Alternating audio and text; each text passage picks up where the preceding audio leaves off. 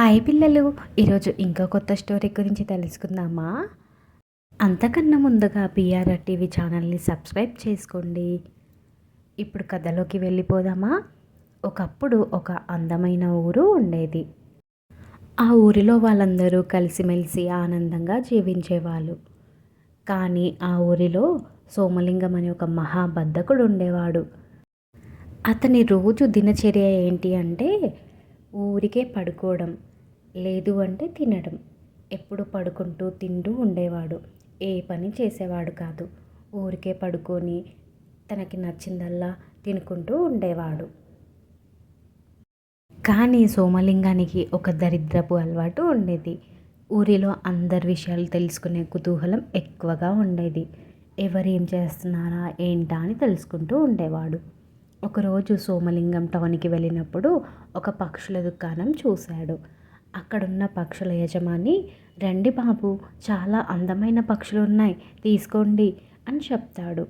ఆ దుకాణదారుడు సోమలింగంతో ఇలా అంటాడు, బాబుగారు, ఈ చిలక మామూలు చిలక కాదు, దీనికి ఒక స్పెషల్ క్వాలిటీ ఉంది.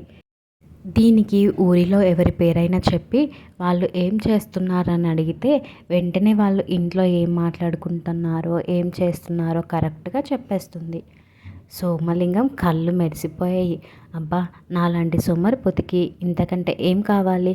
ఊరంతా తిరగకుండానే అందరి గుట్టు తెలుసుకోవచ్చు అనుకుని సంబరపడుతూ ఆ చిలుకని చాలా ఎక్కువ ధర పెట్టి కొంటాడు.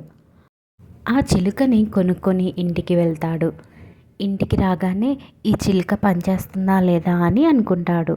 ఆ చిలుక ముందు నిల్చొని ఇలా అంటాడు, ఒరేయ్ చిలుకరాజా, మన పక్కింటి సుబ్బారావు గారు ఏం చేస్తున్నాడో చెప్పు అని అంటాడు.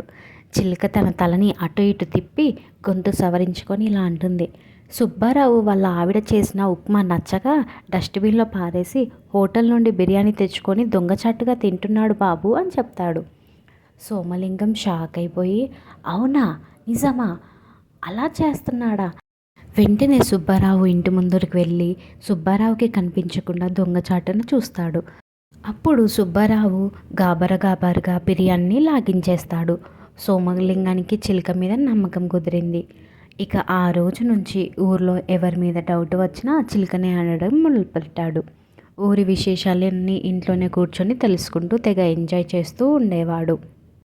అలా రోజు ఎవరింట్లో ఏం జరుగుతుందా అని కనుక్కుంటూ ఎంజాయ్ చేస్తూ ఉండేవాడు.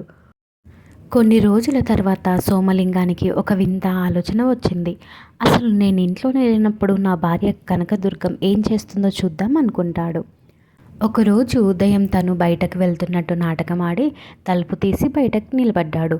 పంజరం దగ్గరికి వెళ్ళి మెల్లిగా, చిలుకమ్మ, ఇప్పుడు కనకదుర్గం ఏం చేస్తుందో చెప్పు అని చిలుకతో అంటాడు.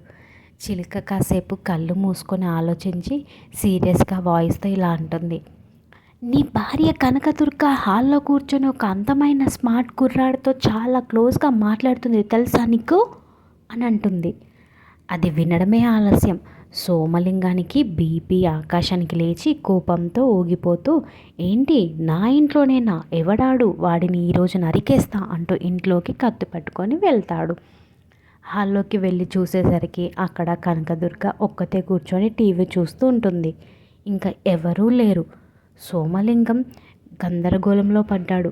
కోపంగా చిలుక దగ్గరికి వచ్చి, ఓయ్ మోసగారి చిలుక, నాతోనే అబద్ధాలు చెప్తావా? అక్కడ నా భార్య ఒకటే ఉంది కదా, మరి ఆ స్మార్ట్ కుర్రాడు ఎక్కడున్నాడు అని గద్దిరించాడు. అరే అమాయకు సోమలింగం, నీ భార్య టీవీలో వస్తున్న మహేష్ బాబు సినిమా చూస్తూ టీవీ స్క్రీన్తో మాట్లాడుతుందిరా. నేనేం చెప్తున్నానో సరిగ్గా వినక నువ్వే కదా కత్తి పట్టుకొని వెళ్ళావు, ఇప్పుడు నన్నెందుకు అంటున్నావురా అని అంటుంది. అది విన్న సోమలింగం తల పట్టుకొని అక్కడే కూలబడతాడు. కనకదుర్గ చేతిలో ఉన్న రిమోట్ చూసి సైలెంట్గా కత్తి పక్కన పడేసి మళ్ళీ నిద్రపోవడానికి బెడ్రూమ్లోకి జారుకుంటాడు. ఇతరుల గుట్టు తెలుసుకోవాలనే ఆరాటం ఎక్కువైతే ఆఖరికి మన బుర్రే పాడవుతుంది.